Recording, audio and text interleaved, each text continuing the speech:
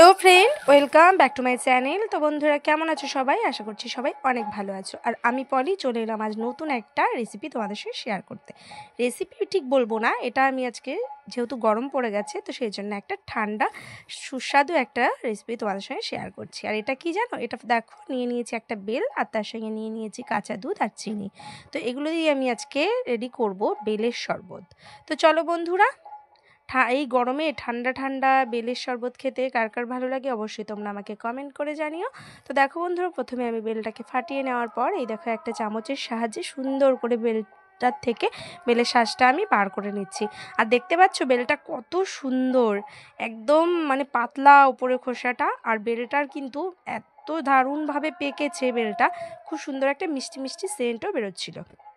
তো যাই হোক, তারপর দেখো বেলটা মানে ওই খোলাটার থেকে আমি পুরো মাংসগুলোকে এভাবে চামচের সাহায্যে বার করে নিচ্ছি। তো শুরুতে একটা কথা না বললেই নয়, যেসব বন্ধুরা সবসময় আমার ভিডিও দেখো অনেক অনেক ধন্যবাদ বন্ধুদের, যারা সবসময় আমাকে এত এত সাপোর্ট করছো। আর যেসব বন্ধুরা আজ ফার্স্ট টাইম আমার ভিডিও দেখছো, যদি আমার ভিডিওর কিছু ভালো লেগে থাকে তাহলে অবশ্যই চ্যানেলটিকে সাবস্ক্রাইব করে সাথে থাকা বেল আইকনটি বাজিয়ে দিয়ে পাশে থেকো। তো বন্ধুরা যাই হোক, বাড়ির পাশে হচ্ছে পঞ্চম দোলের অনুষ্ঠান, তো তারপরেও আমি তোমাদেরকে ভয়েসটা দিচ্ছি, একটু কষ্ট করে শুনে নিও সবাই, কারণ তোমরা বুঝতেই পারছো সাইড থেকে আওয়াজটা হয়তো খুব বেশি আসছে, কিন্তু এটা 2-3 দিন হতেই থাকবে, কিছু করার নেই, তার মধ্যে আমাকে ভয়েসটা দিতে হবে, তাই আমি ভয়েসটা দিচ্ছি।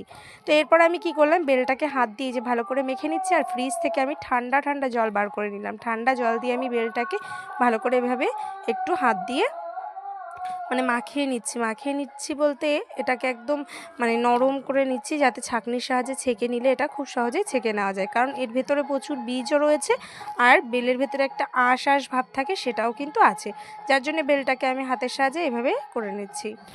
তো এবার আমি কি করব, আগে থেকে একটা ছাঁকনা রেডি করে রেখেছি বেলটাকে ছেঁকে নেওয়ার জন্য, তো এর মধ্যে দিয়ে দিচ্ছি আরও একটু জল, যাতে খুব সহজেই ছাঁকনা দিয়ে এটাকে ছেঁকে নিয়ে নেওয়া যায়।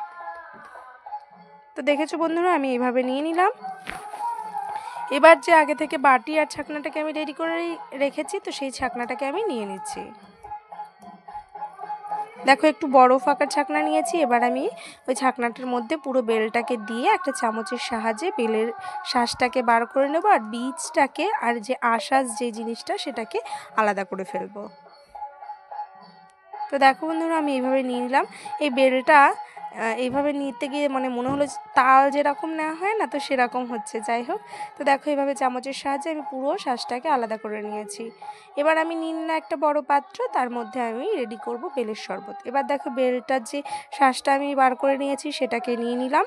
এবার আমি এর মধ্যে দিয়ে দেবো আগে থেকে আমি নিয়ে নিয়েছিলাম দুধটাকেও আমি ফ্রিজে রেখে দিয়েছিলাম, কারণ এটাকে আমি বেল এমনিতেই ঠান্ডা হয়, তারপরেও এটাকে যেহেতু বেলের শরবত করব, তো সেই জন্য আমি ঠান্ডা ঠান্ডা এই যে দুধটাকে ব্যবহার করছি, ঠান্ডা জলও ব্যবহার করেছি।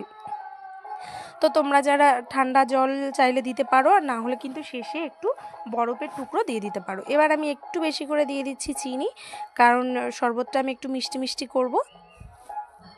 আর এই মিষ্টিটা ঠিকঠাক বোঝার জন্য আমি এর মধ্যে দিয়ে দেবো সামান্য একটু লবণ, আর দিয়ে দেবো একটা এলাচ আমি আগে থেকেই ফাটিয়ে রেখেছিলাম, তো সেই এলাচটাকে এবার আমি একটা গ্লাসে করে এইভাবে দেখো বেলের শরবতটাকে একবার গ্লাসে নিচ্ছি, একবার বাটিতে নিচ্ছি, তাহলে কি হলো চিনিটা সুন্দরভাবে গলে গেল। তারপরে ফাইনালি কিন্তু রেডি হয়ে গেল বেলের শরবত। তো কেমন লাগলো ভিডিওটা জানিও বন্ধুরা, আর এইভাবে পাশে থেকো ভিডিওটা দেখার জন্য।